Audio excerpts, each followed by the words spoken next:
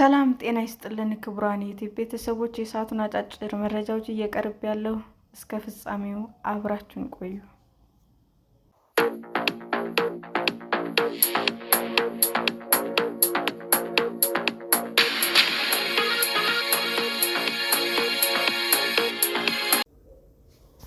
ኤርትራና ህወሓት ጦርነቱ ለማወጅ በጥምረት እየሰሩ ነው መባሉን አስተባበሉ። ኤርትራና ህወሓት ጦርነት ለማወጅ በጥምረት እየሰሩ ነው የሚለውን ክስ አስተባበሉ። የኢትዮጵያ ውጭ ጉዳይ ሚኒስቴር ለመንግስታቱ ድርጅት በጻፈው ደብዳቤ የኤርትራ መንግስትና ህዝባዊ ወያኔ ሓርነት ትግራይ ህወሓት ጸምዶ በሚል ጥምረት ኢትዮጵያ ላይ ጦርነት ለመክፈት እየሰሩ ነው ብሎ መክሰሱን ተከትሎ ህወሓትና ኤርትራ ምላሽ ሰጥተዋል።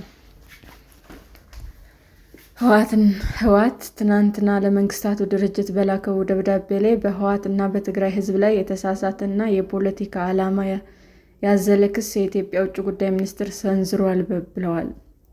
እንደዚህ ያለ የሐሰት ውንጀላ የፌዴራል መንግስት የፕሪቶሪያን ስምምነት በተደጋጋሚ እየጣሰ መሆኑን ትኩረት እንዲነፈገው የሚያደርግ ማዘናጊያ ነው ሲሉ ህወሓት በደብዳቤው ላይ ገልጸዋል። የኤርትራው ማስታወቂያ ሚኒስትር የማነ ገብረ መስቀል ዛሬ በኤክስ ገጻቸው ባሰፈሩት መልእክት ኢትዮጵያ ለተመድ የላከችው ደብዳቤ ድፍረት የተሞላውና እጅግ አሳሳች ነው፣ ጅራፍ ራሱ ገርፎ ራሱ ይጮሃል እንዲሉ ሲሉ ተችተዋል።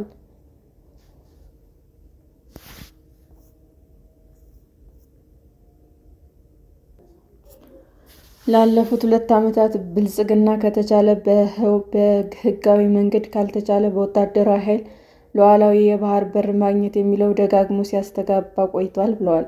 ግዛት ማስፋፋት ኢላማ ያደረገው ይህ የፕሮፓጋንዳ ዘመቻ በግድ የለሽና ተንኳሽ ዛቻም የታጀበ ነው ሲሉም አክለዋል።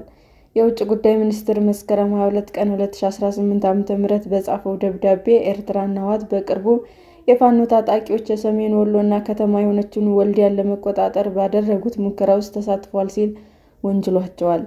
በምላሹ ህወሓት ለተመድ የተላከው ደብዳቤ የኢትዮጵያ መንግስት ሐሰተኛ ክሶችን ህወሓት ላይ በማቅረብ የዓለም አቀፉ ማህበረሰብ ትኩረት ለማስለወጥ እየሞከረ ነው ይላል። በውጭ ጉዳይ ሚኒስቴር ጌዲዮን ጢሞቴዎስ ለተመድ ዋና ጸሐፊ አንቶኒዮ ጉተሬዝ የተጻፈው ደብዳቤ በኤርትራ መንግስትና በህወሓት አክራሪ አጀንዳ መካከል ያለው ጥምረት ባለፉት ጥቂት ወራት ግልጽ እየሆነ መጥቷል ብለዋል። ህወሓት ትናንት መስከረም 28 2018 ዓ.ም ለጉተሬዝ በላከው ደብዳቤ ላይ ማተኮር ያለበት የሰላም ሂደቱን የገጠመው መሰናክል እንዲሁም እየተባባሰ የመጣው ስጋት ላይ ነው ብሏል። የኢትዮጵያ መንግስት ክስ መሰረት አልባ ነው ያለው ህወሓት በትግራይና በኤርትራ ህዝብ መካከል ያለው የህዝብ ለህዝብ ትስስር ሰላምና ቀጠናዊ እርቅን የሚያረጋግጥ ሆኖ ሳለ መሰረት አልባ ክሶች ሌላ ጦርነት በቀጠናው ያስነሳል ሲሉም ከሷል።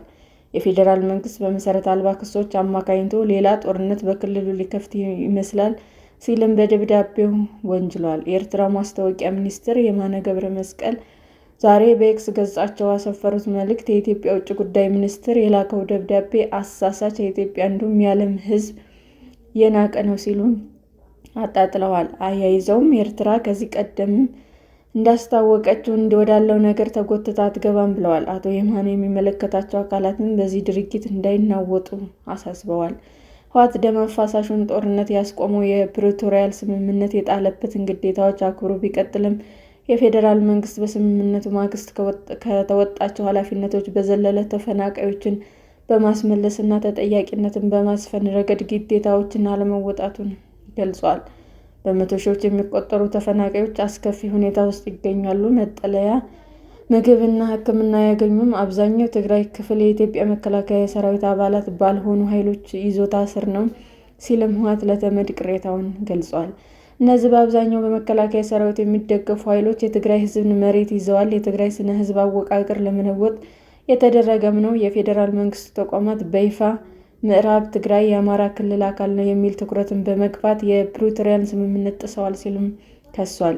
የኢትዮጵያ መንግስት ለተመድ በላከው ደብዳቤ ላይ ህወሓትና ኤርትራ በገንዘብ በማደራጀት እና እንደ ፋኖ ያሉ ታጣቂ ቡድኖችን የግጭት አድማሶች እንዲስፋፉ በመምራት ተሳትፎ አድርገዋል ሲልም ይከሳል።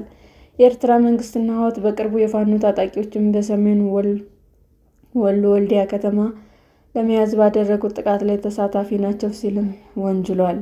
የውጭ ጉዳይ ሚኒስቴር ደብዳቤ የህወሓት ወታደራዊ አዛዦችና ተዋጊዎች በቀጥታ ወልዲያ በማጥቃት ዘመቻ እንዲሁም በራያ እና በወልቃይት አካባቢ በነበሩ አለመረጋጋቶች ላይ መሳተፋቸውንም ያትታል።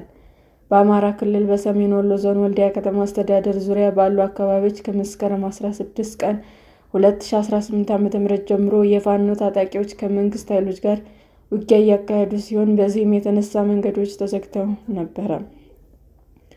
ለቀናት በዘለቀው በዚህ ግጭት የኢትዮጵያ መንግስት በሰሜን ወሎ ጎባ ላፍቶ ወረዳ ሳንቃ ከተማ ጤና ጣቢያ ላይ በፈጸመው የድሮን ጥቃት የ4 ሰላማዊ ሰዎች ሕይወት ማለፉን ቢቢሲ ዘግቦ ነበር። የኢትዮጵያ መንግስት በደብዳቤው ህወሓት የፕሪቶሪያን ስምምነት ጥሷል ሲል ቢከስም ህወሓት በምላሹ በላከው ደብዳቤ የፌዴራል መንግስቱ ስምምነቱን እንደጣሰ ወንጅሏል። በህወሓት በተጻፈው ደብዳቤ ላይ የፕሪቶሪያ ስምምነት እንደተቀመጠው የመከላከያ ሰራዊት አባል ያልሆኑ ኃይሎች ትግራይ ለቀው አለመውጣታቸውን ጨምሮ ሌሎችም የስምምነት ጥሰቶች የሰላም ሂደቱን አሰናክለዋል፣ አለመረጋጋት እንዲሰፍን ምክንያት ሆነዋል ብሏል። ስምምነት ጋር በሚጻረር ሁኔታ የኢትዮጵያ ብሔራዊ ምርጫ ቦርድ ለህወሓት ህጋዊ እውቅና መንፈጉ ፖለቲካዊ ዓላማ ያለው ነው ሲል የከሰሰው ህወሓት በትግራይና በአካባቢው እየጨመረ የመጣ ወታደራዊ እንቅስቃሴ ያሰጋል ብሏል። የኢትዮጵያ መንግስት ከትግራይ ሰራዊት የተገነጠሉ ወታደሮችን ማሰልጠንና ማስታጠቅ ቀጥሏል የሚል ክስም ሰንዝሯል። ይህ ደግሞ ዳግመኛ ግጭት ሊቀሰቅስ እንደሚችልም ገልጿል።